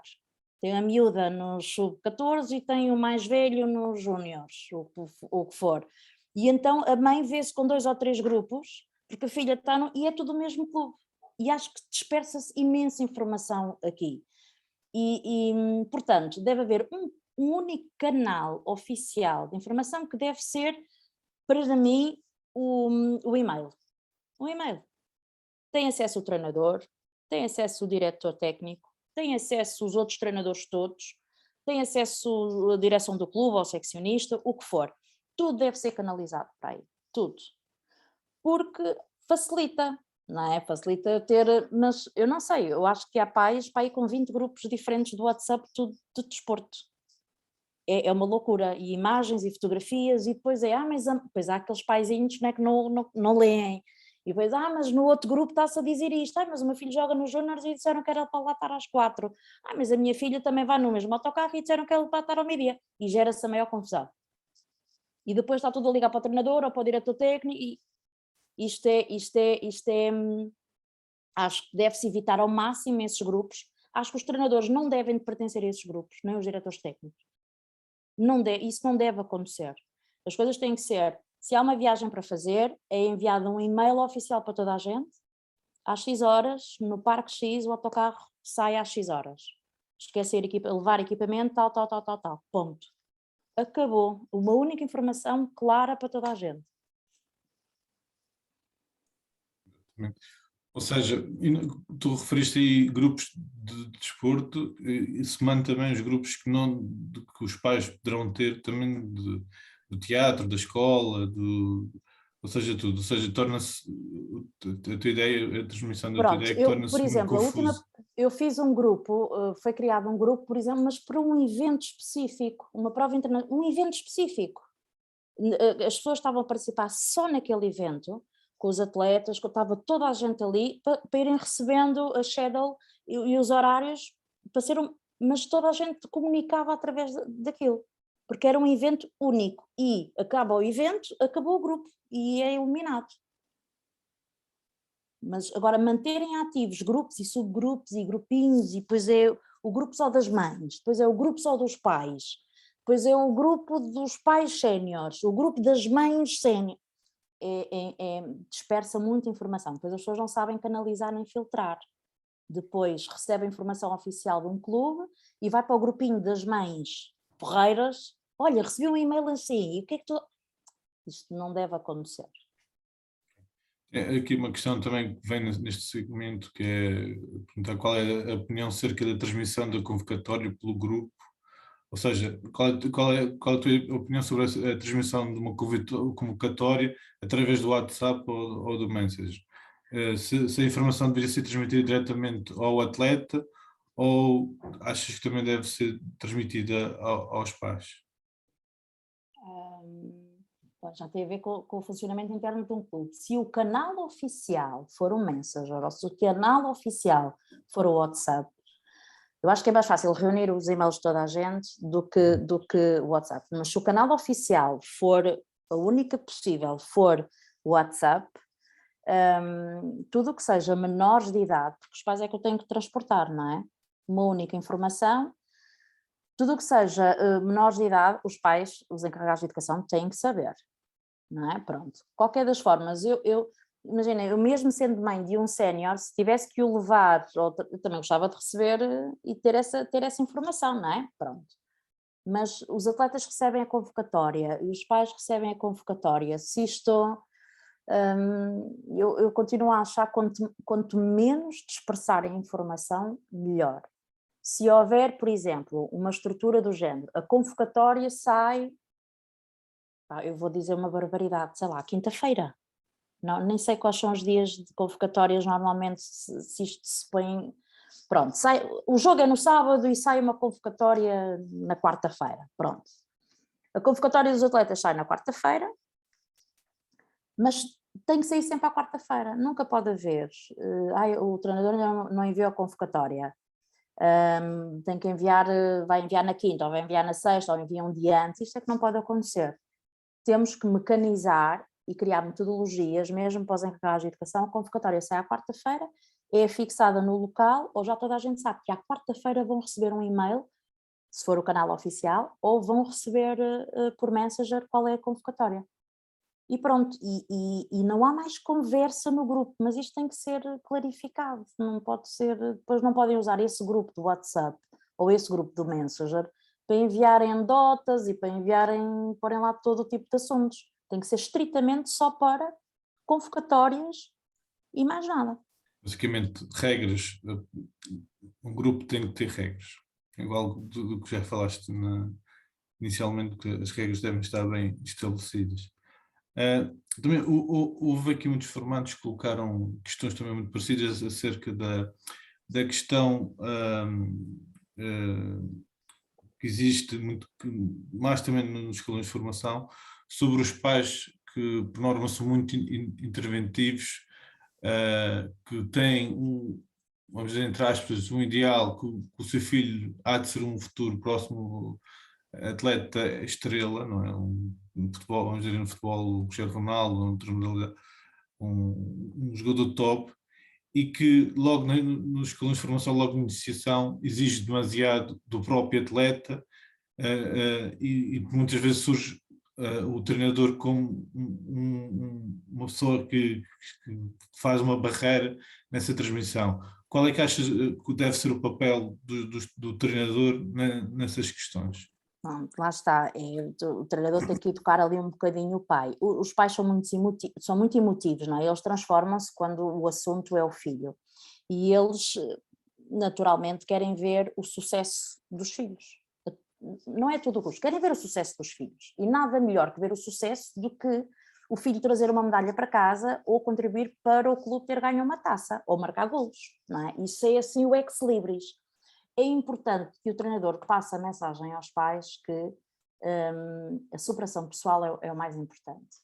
Por exemplo, e dizer-lhe assim, olha, falar com o pai, não é, muito calmamente, e dizer assim, olha, estou muito contente hoje com o seu filho.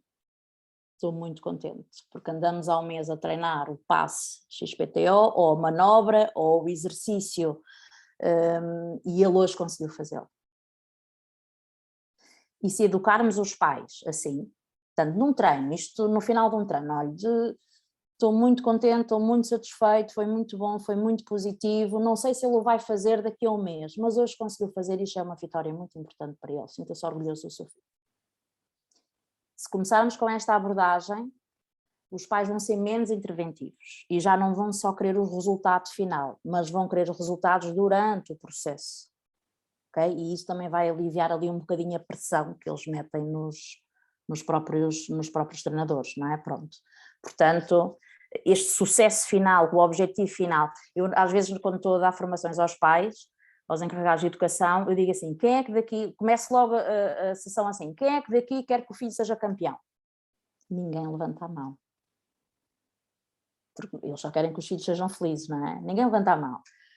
E eu assim, eu vou voltar a fazer a questão, sejam sinceros e sejam honestos, quem é que daqui quer que o filho seja campeão? E lá um ou outro timidamente começa a levantar a mão. É claro que todos os pais querem que os filhos tenham sucesso, sejam eles de forma de medalha, o que for, mas é isto, sempre que tiverem que reconhecerem que há um pai muito interventivo, que quer muito, é dizer, olha, estou muito satisfeito hoje com o seu filho, essa é a estratégia que eu uso. Claro que também não vou mentir e não vou dizer que vou aproveitar realmente um treino, que aquele atleta tenha tido mais sucesso e que tenha conseguido um objetivo, que é para o pai entender que é importante a superação pessoal e aqueles objetivos pessoais, respeitar o timing dos filhos. Ele vai tendo sucessos, vários, sem nunca precisar ter uma medalha ao pescoço. Ou seja, é importante que o pai perceba que a evolução do atleta, ou seja, os fatores de sucesso não é só o facto de ter marcado 5 ou 10 golos num jogo, ou ter feito uma determinada habilidade, mas sim perceber que no treino está estabelecido qual é o próximo barreira ou o próximo skill que ele deve atingir, e é uma forma de transmitir ao pai para ele ir percebendo a evolução do seu filho.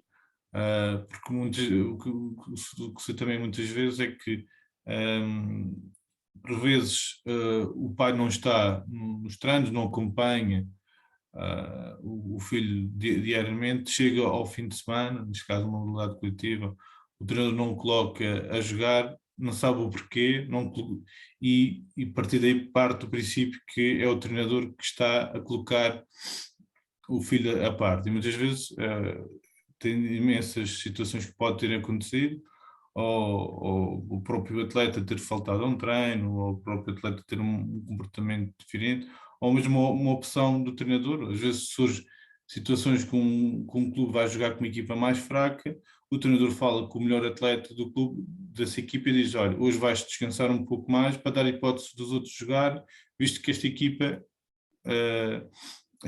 não, pronto, ou a tua equipa precisa que os atletas joguem. E o próprio atleta chega à conclusão, sim, concorda, e o treinador e o pai, como não está dentro deste processo, pensa que o treinador está a colocar ao lado o seu filho, que é o melhor atleta, e não compreende essa situação.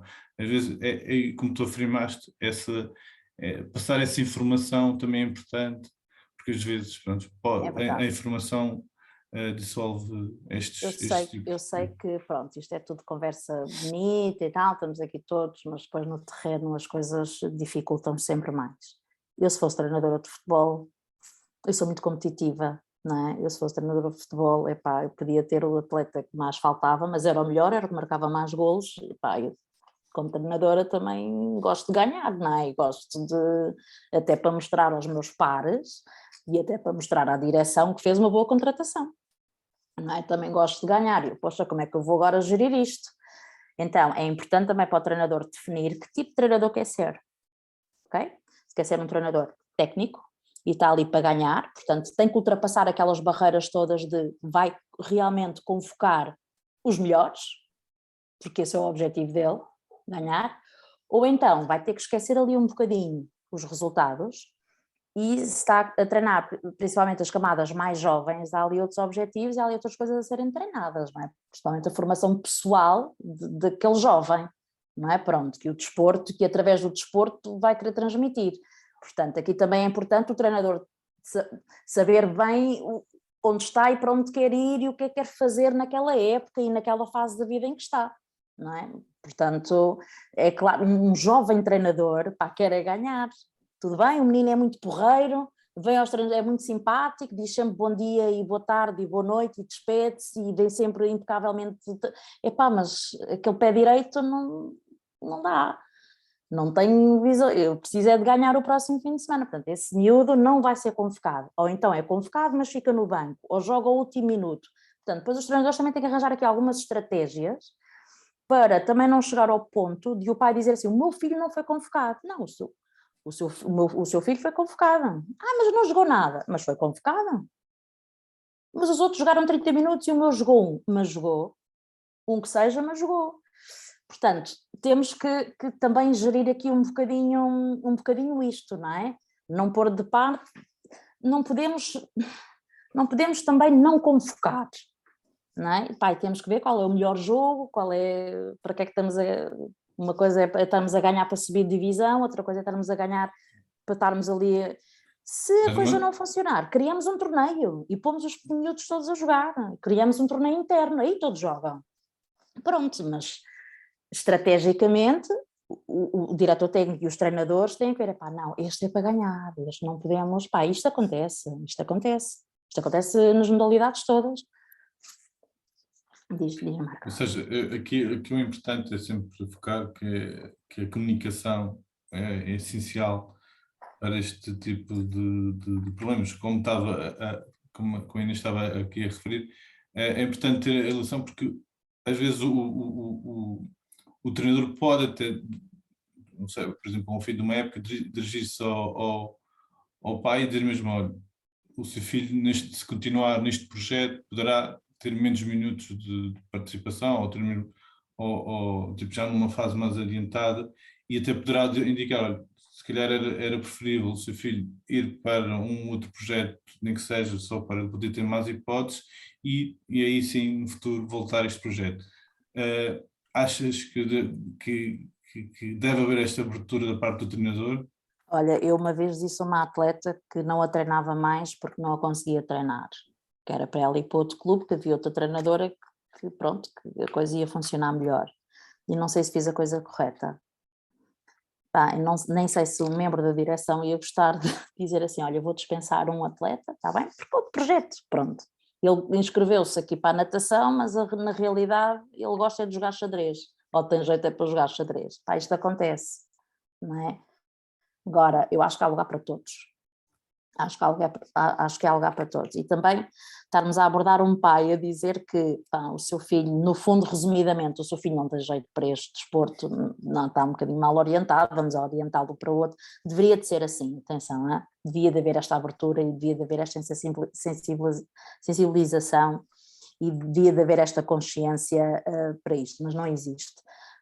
Tens logo o diretor do clube a cair-te em cima, então, nem pensar, não, todos têm muito jeito e todos têm que estar inscritos neste clube. Agora, Por exemplo, atletas menos aptos para a modalidade, não é? Já aconteceu a todos. Atletas menos aptos. Vamos perder a mensalidade, isso não vai acontecer. A criança que gosta realmente desta, independentemente de ter mais ou menos sucesso, mas gosta muito desta, é feliz aqui, é feliz a vir para este campo, é feliz a vir para este pavilhão, ou para este ginásio, ou para esta praia, ou para esta piscina. Vamos puxar o tapete ao miúdo e dizer, não, vai andar a cavalo, se calhar tens mais... Não, se a criança é feliz, nós notamos que ela gosta de estar ali, porque no fundo criou também as suas amizades ali, não é? Há outras formas de homenagear e privilegiar esses miúdos, sei lá, no final do ano há sempre uma gala e esse atleta é homenageado como sendo o cartão branco do clube, o atleta com mais fair play da equipa, não é? Há outras coisas, outros objetivos que se podem ir conquistando, que não os objetivos da modalidade em si, do nadar 50 metros bruços. A criança nunca na vida vai conseguir nadar 5 metros, muito menos 50 metros. O treinador sabe disso. O que é que nós podemos fazer?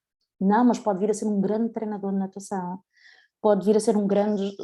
O importante é eles apaixonarem-se pela modalidade.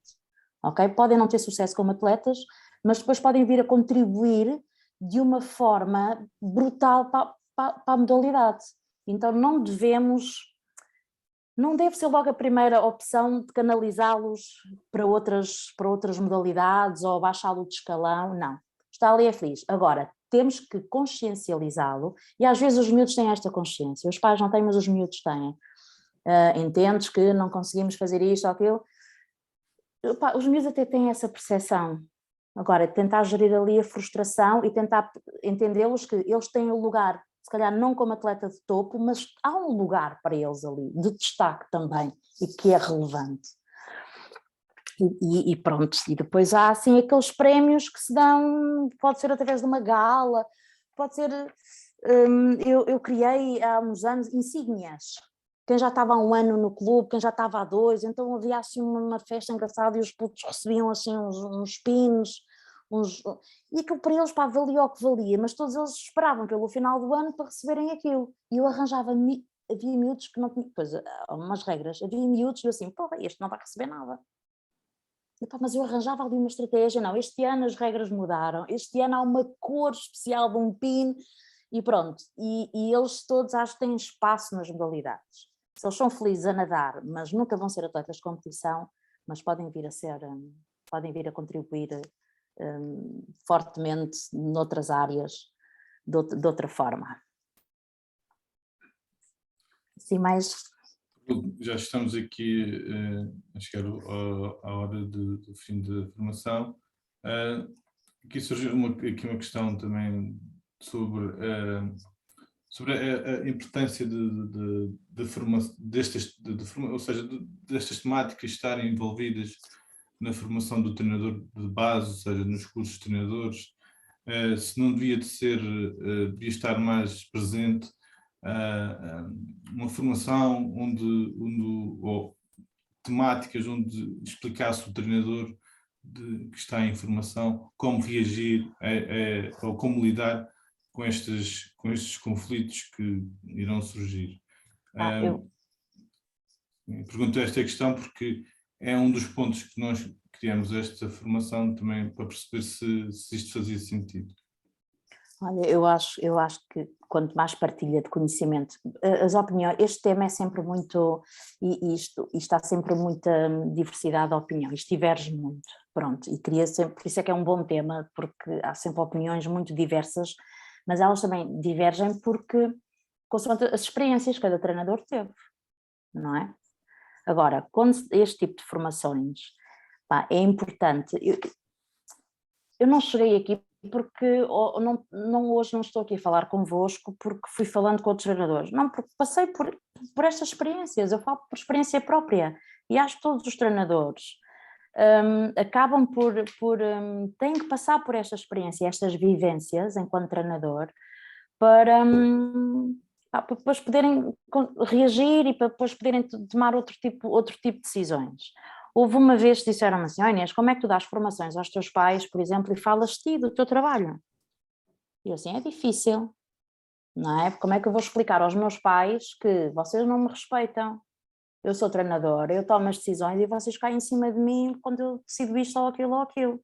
É difícil um treinador falar dele próprio. Normalmente este tipo de formações, quando se vai aos clubes ou falar-se com pais, deve ser outra pessoa a falar do treinador do filho.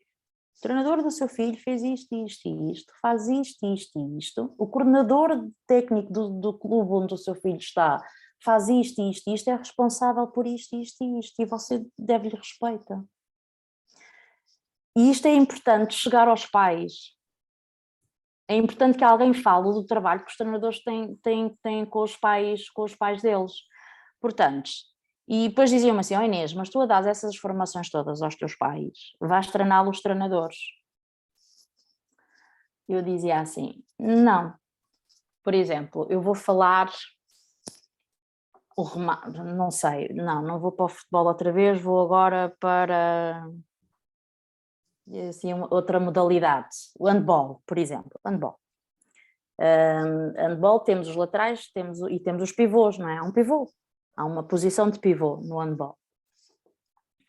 E então eu tenho que ensinar, se calhar isto vai ser difícil, vamos para a ginástica, para a roda, não é? Pronto, para a roda. E então, eu sou treinadora de ginástica, estou a reunir com os meus pais e digo assim, a sua filha, para poder ser convocada, ou o objetivo da sua filha, técnico, ou neste mês ou no próximo mês, é aprender a fazer a roda. Pronto. Não sei se é para lá direito, se é para lá de esquerda, pronto, aprender a fazer a roda.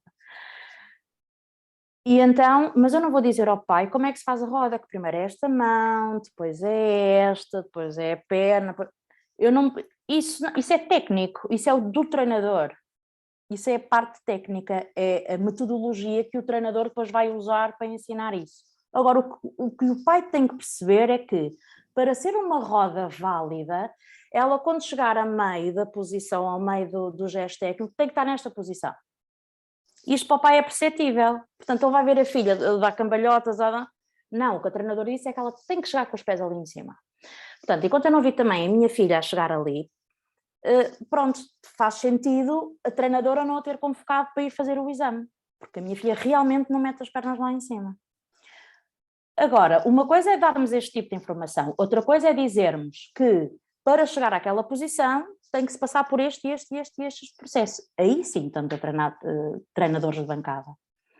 Agora, isto também há aqui uma linhazinha muito que se pode quebrar facilmente, mas eu faço isso. O gesto técnico, o final tem que ser este. Portanto, e o seu filho ainda não faz isto. E ele na bancada está a ver que realmente o filho não faz aquilo ainda. Portanto, faz sentido que o treinador ainda não o convoque para isto ou para aquilo. Mas, pronto, isto era uma das coisas que, para não criar treinadores de bancada, vá. Inês, estamos agora a chegar já ultrapassamos a hora de terminar esta formação. Queria desde já agradecer a Inês pela excelente apresentação e mais uma vez pela disponibilidade de estar aqui também a apresentar as suas ideias e responder as questões dos participantes. Não foi possível, tentamos ao máximo chegar a todos. Quero também informar que a Confederação, com a Escola de Treinadores, irá desenvolver mais temáticas sobre a comunicação do treinador, não só com o treinador e o atleta, o treinador e o dirigente, e também iremos algumas temáticas mais específicas, ou seja, que percebam que a ideia é irmos evoluindo sobre a relação da comunicação do treinador com os vários agentes desportivos. Por isso também é importante que da vossa parte possam também preencher o questionário que será enviado para nós percebermos também qual é o vosso feedback e que temas dentro deste assunto pretendem abordar. Agradecer a todos a vossa presença e relembrar que existe uma formação sobre nutrição do desporto que se irá realizar no dia 25 de maio e também o nono congresso da Confederação de Treinadores que irá decorrer em Leiria nos dias 25 e 26 de junho. Muito obrigado e um bom resto de semana. Inês, muito obrigado por tudo. Obrigada a todos, obrigada eu, obrigada.